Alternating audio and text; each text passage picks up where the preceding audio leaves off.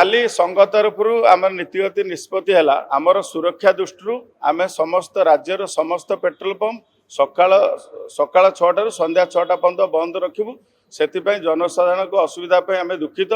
किंतु सरकार जदि आमको यथेष्ट सुरक्षा देवे ताहले आम खोलू किंतु आम डिसीजन नहींचु जेहेतु सरकार सुरक्षा जोगे दे पारिबे नाही से आम समस्त पेट्रोल पंप राज्यर सकाळ 6 संध्या 6टा पर्यंत बंद रखिबु सरकार को आम कहीचु आज डिस्कसन भी करूँ संभव नुह समस्त को सब जगह सुरक्षा देवा संभव नुह से आम नीतिगत भाव में निष्पत्ति निगला